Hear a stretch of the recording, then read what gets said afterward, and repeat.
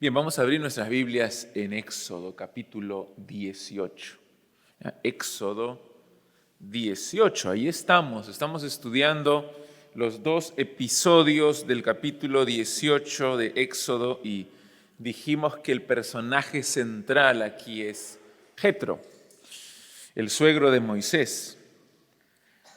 Algunos creen que aparentemente estos textos no tienen ninguna relevancia para el Éxodo, pero la historia de la conversión de Jetro que vimos el domingo pasado, él era sacerdote de los madianitas, esa conversión es una muestra más de la gracia de Dios, de la soberanía de Dios sobre los dioses falsos de los enemigos de Israel.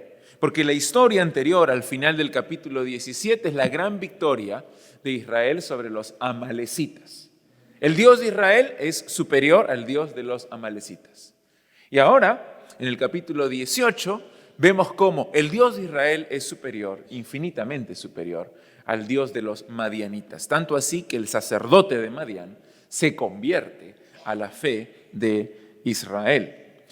Inmediatamente después de su conversión, en la siguiente historia que tenemos en este capítulo y que vamos a ver hoy día, Jetro juega un rol muy importante en la organización de la estructura judicial del pueblo de Dios.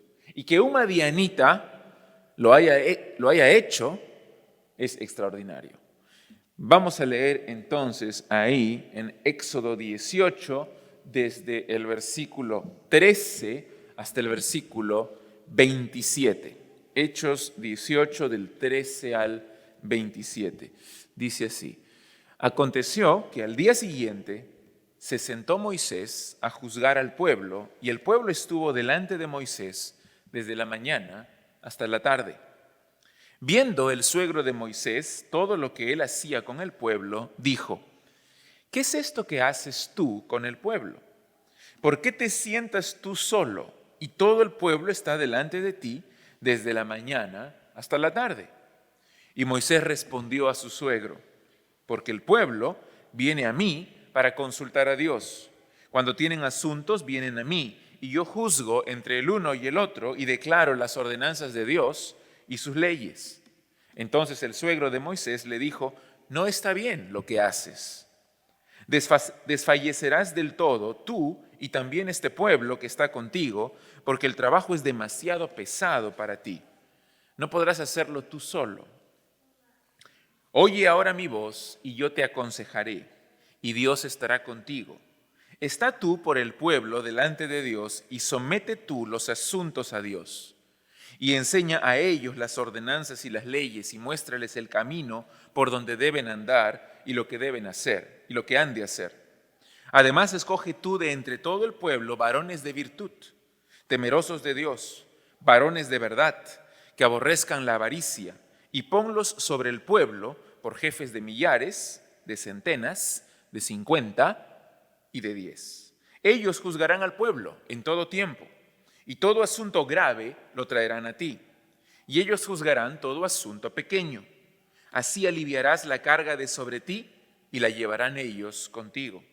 Si esto hicieres y Dios te lo mandare, tú podrás sostenerte, y también todo este pueblo irá en paz a su lugar. Y oyó Moisés la voz de su suegro, e hizo todo lo que dijo. Escogió Moisés varones de virtud de entre todo Israel, y los puso por jefes sobre el pueblo, sobre 1000, sobre 100, sobre 50 y sobre 10. Y juzgaban al pueblo en todo tiempo. El asunto difícil lo traían a Moisés, y ellos juzgaban todo asunto pequeño. Y despidió Moisés a su suegro, y éste se fue a su tierra. Parte del trabajo de Moisés como líder del pueblo de Israel era administrar justicia, de acuerdo a las leyes de Dios, de acuerdo a las ordenanzas de Dios, como dice en el versículo 16. Cuando tienen asuntos, vienen a mí y yo juzgo entre el uno y el otro y declaro las ordenanzas de Dios y sus leyes. Y aparentemente eso es lo que él hacía. Por lo menos sabemos, estudiando la historia, que eso es lo que hacían los reyes de la antigüedad.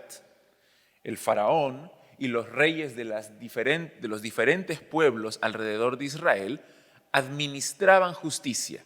Y las personas del pueblo podían venir delante de ellos, litigar delante de ellos, y ellos eran los que administraban la justicia de acuerdo a su parecer.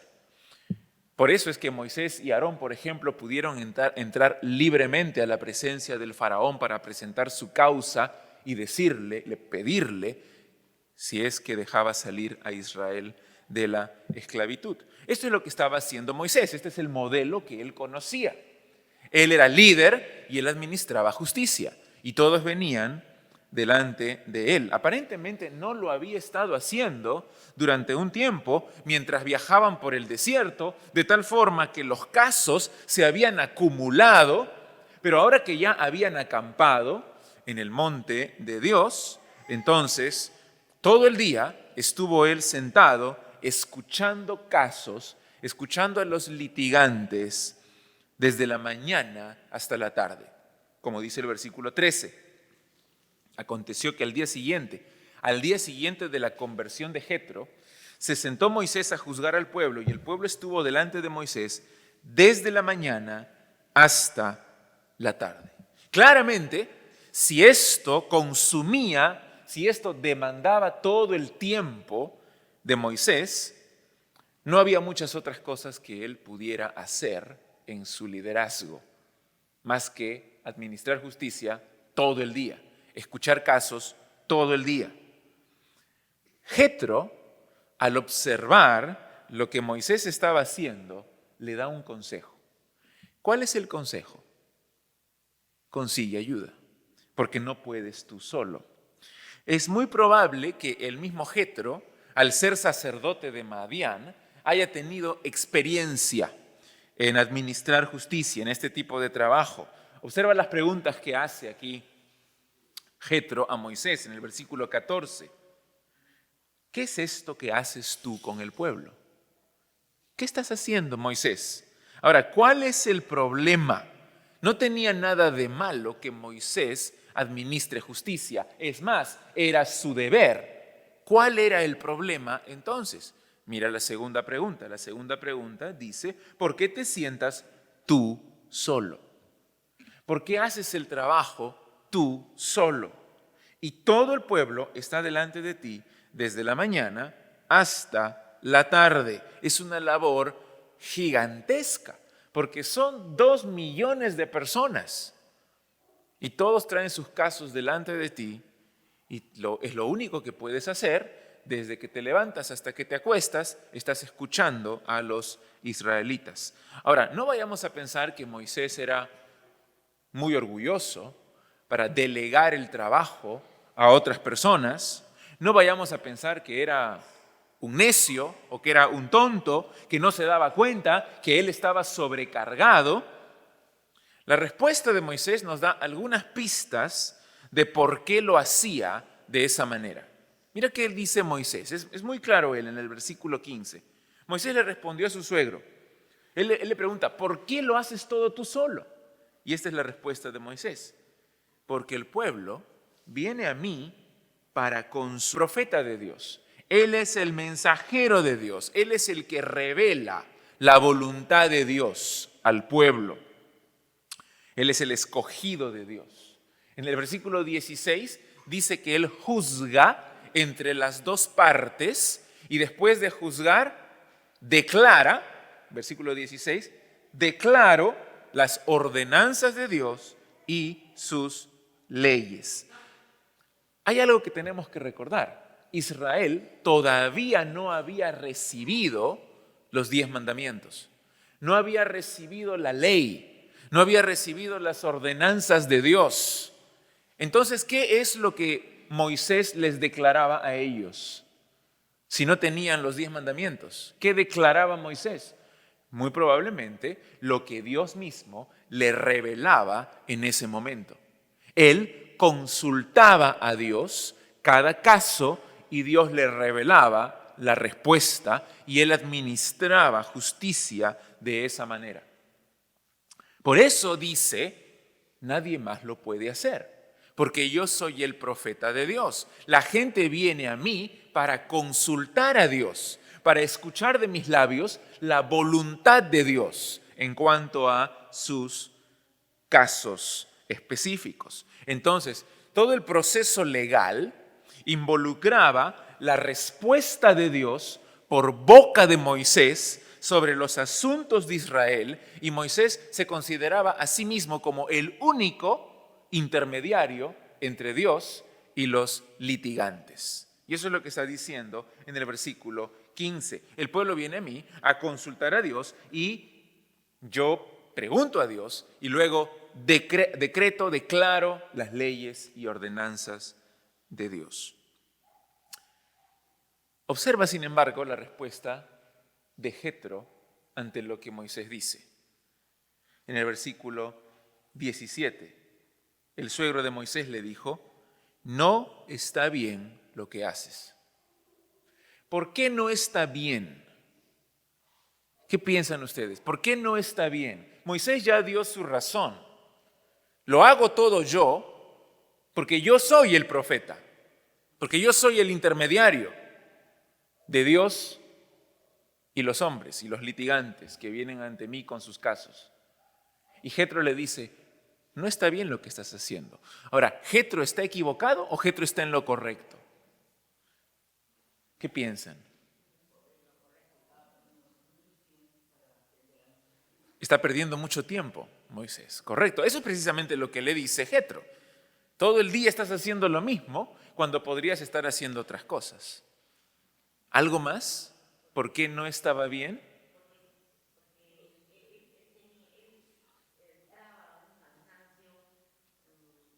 Uh-huh. Uh-huh. Bien, estaba muy cargado, estaba muy cansado con todo lo que tenía que hacer. ¿Alguna otra razón? Sí, hermano.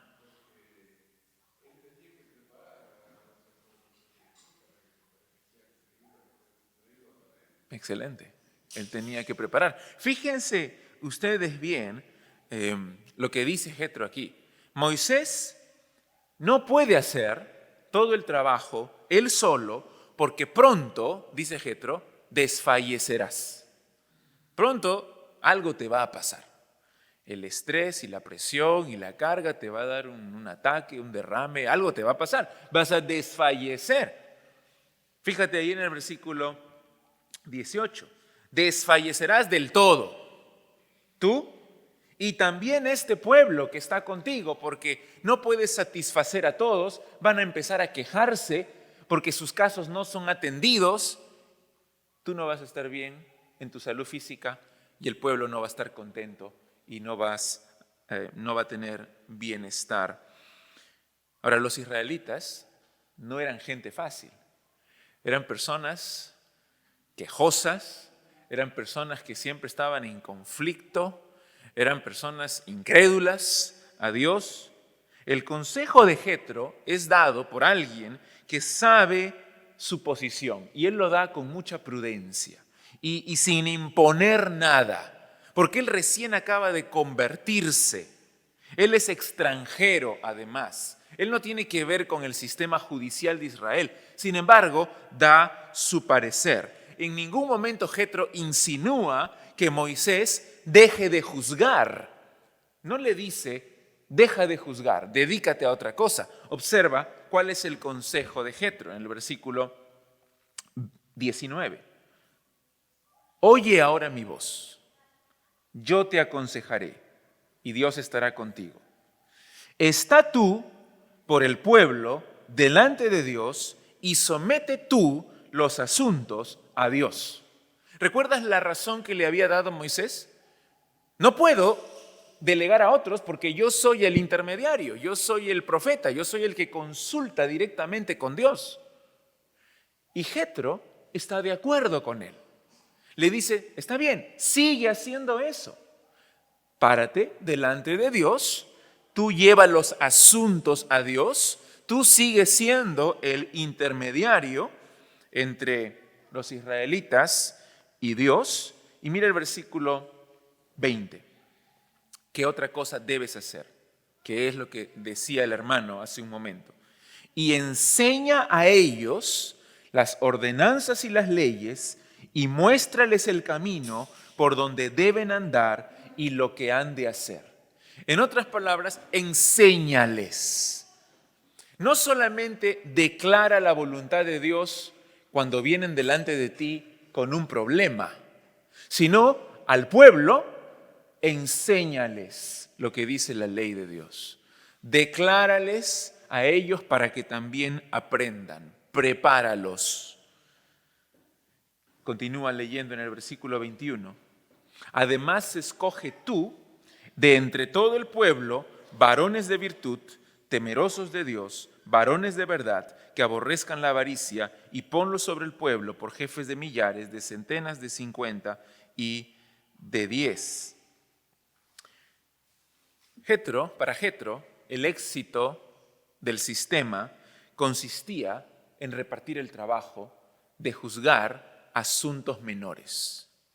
Porque él pensaba que si Moisés cumplía con su labor de enseñar las leyes de Dios y de llevar los asuntos difíciles a Dios, entonces otros hombres podían tratar los asuntos menores, los asuntos secundarios. Estos hombres que tenían que convertirse en jefes, que tenían que convertirse en jueces de Israel, no podían ser cualquier persona, sino que debían cumplir ciertos requisitos. ¿Cuáles son estos requisitos? Menciona aquí 4. Dice en el versículo 21, escoge varones de virtud. ¿Qué son varones de virtud? ¿Cómo entienden varones de virtud? Bueno, primero que eran varones, ¿no? Eran hombres los que debían ser los jueces en Israel. Pero de virtud, ¿qué significa? Con un buen testimonio, con un carácter íntegro, su vida que refleje un caminar con Dios, hombres de virtud. Y también dice, temerosos de Dios. Temerosos de Dios, que confíen en el Señor, que glorifiquen al Señor, que vivan para Él, que lo reconozcan en todos sus caminos. Luego, varones de verdad. ¿Por qué es importante que los jueces sean varones de verdad?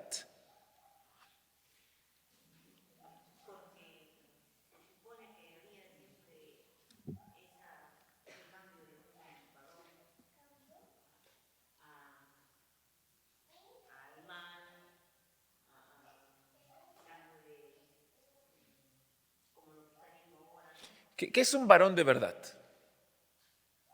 Un hombre de verdad. ¿Ya? Ujú. Muy bien, ¿sí? De palabra, honesto, ¿no? Un hombre que dice la verdad y que hace la verdad y que no es doble cara, que no es hipócrita, que es transparente, que es honesto en todas sus acciones. Y luego, después de decir varones de verdad, dice también que aborrezcan la avaricia. ¿Por qué? ¿Por qué los jueces deben aborrecer la avaricia?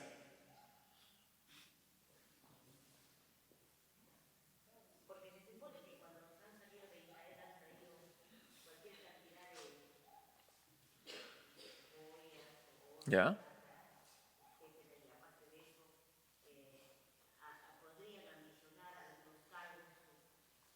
Ok.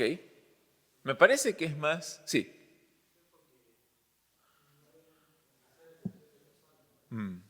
No deben hacer acepción de personas, no deben aceptar sobornos, deben aborrecer la avaricia.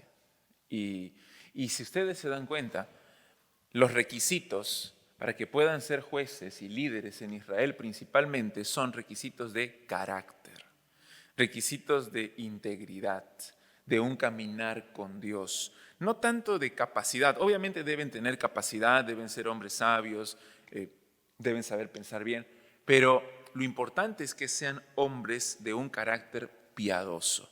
Y cuando hacemos el paralelo con el Nuevo Testamento y vemos los requisitos que deben cumplir los líderes en la iglesia, es muy similar, porque más que capacidades, que deben tener cualidades de carácter para aquellos que ejercen el liderazgo. Los pastores, dice, deben modelar un carácter que agrada a Dios. Pero no solo los pastores, de igual forma los diáconos también deben ser hombres llenos del Espíritu Santo, hombres llenos de sabiduría, maduros en la fe, pero no solamente ellos, no solo pastores y diáconos, sino cualquier líder dentro de la congregación de los santos debe modelar un caminar santo, porque son ejemplos, porque están delante de la congregación. Entonces, de acuerdo a su capacidad, Moisés debía constituir a jueces, a jefes, sobre grupos de 10, grupos de 50, grupos de 100 y grupos de 1000. Y estos hombres se dedicarán a su tarea a tiempo completo. Versículo 22, ellos juzgarán al pueblo en todo tiempo. En todo tiempo. Y no solamente a tiempo completo, sino que son hombres totalmente capaces de juzgar los asuntos pequeños, secundarios y sencillos, pero los más difíciles los llevarán donde Moisés. ¿Por qué? ¿Porque Moisés es más inteligente? Entonces, ¿por qué donde Moisés? Porque él consultaría a Dios. Y es lo que dice ahí, fíjense el versículo 22. Ellos juzgarán al pueblo en todo tiempo y todo asunto grave lo traerán a ti y ellos juzgarán todo asunto pequeño, así aliviarás la carga de sobre ti y la llevarán ellos contigo. Los asuntos difíciles los consultas con el Señor, Él te revelará las respuestas y tú puedes brindar la solución. Moisés, en un sentido, era la última instancia. Moisés era la corte suprema. Lo que está haciendo aquí Jetro es, no pierdan esto de vista, liberando a Moisés para que él haga la obra del liderazgo y principalmente la obra de la enseñanza de la palabra de Dios. Otra vez el versículo 20, enseña a ellos las ordenanzas y las leyes, muéstrales el camino por donde deben andar y lo que han de hacer. Pero ¿cómo puede Moisés enseñar si no tiene tiempo? Si todo el día está juzgando los casos. Pero con esta solución que Jetro da, ahora está libre para capacitar, para entrenar, para enseñar la palabra de Dios. Ahora, la conclusión de Jetro en el versículo 23 es muy importante porque Jetro no presume de saberlo todo.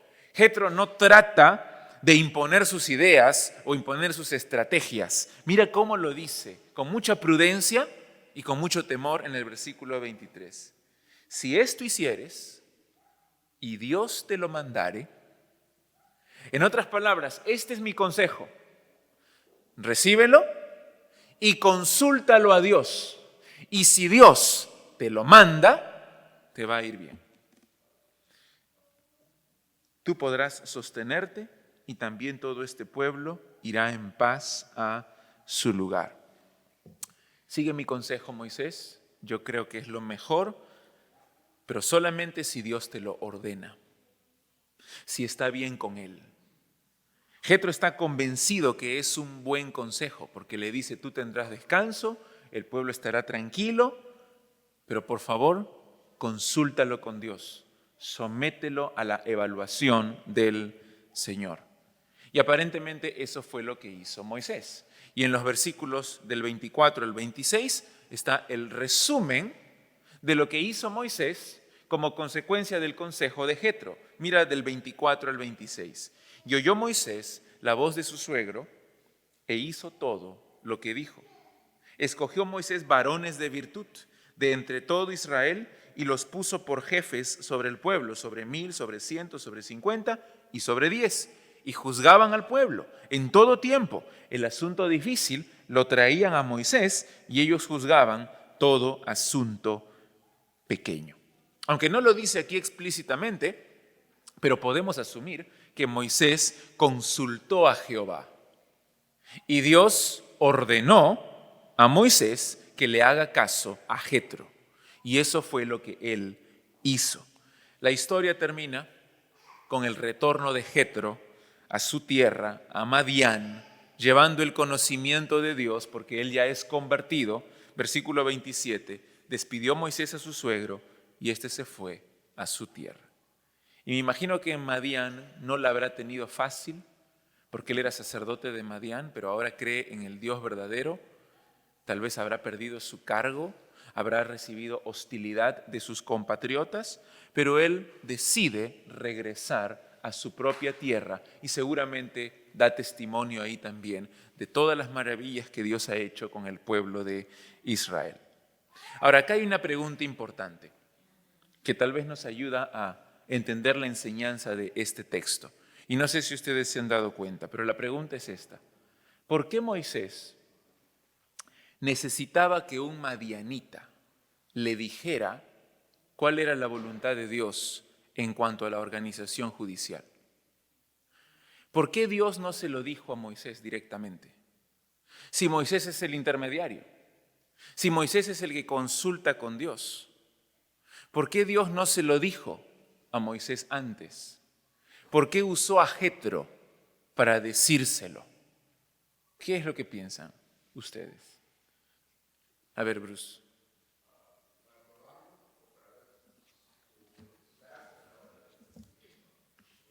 ¿Su carácter en qué sentido? El carácter de Moisés. Si era humilde, si recibía el consejo, ¿ya? Ok, para probar a Moisés. ¿Qué otra cosa piensan? Si Moisés era el profeta, ¿por qué Dios usó a Jetro para comunicarle la verdad? Ok.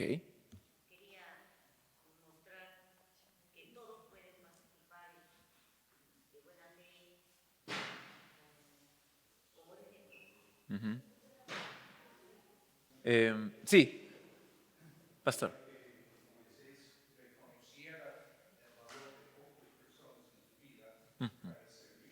Ujú.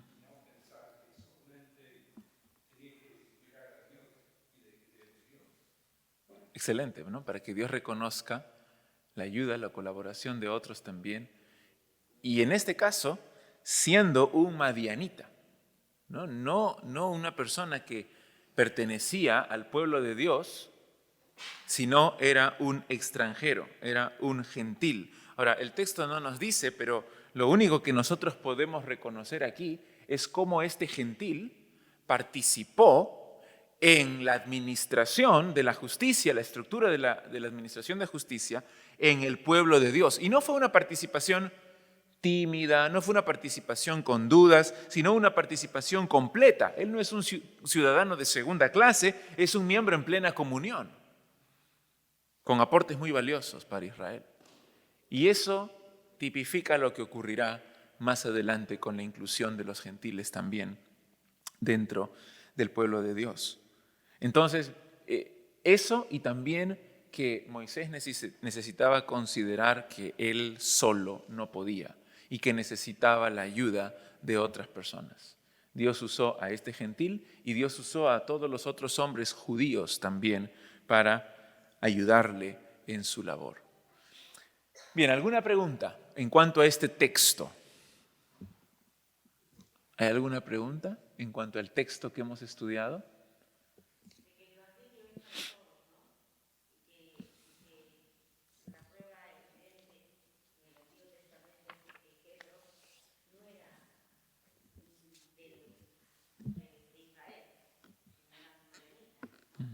Se convirtió a la fe de Israel en el pasaje anterior, sí.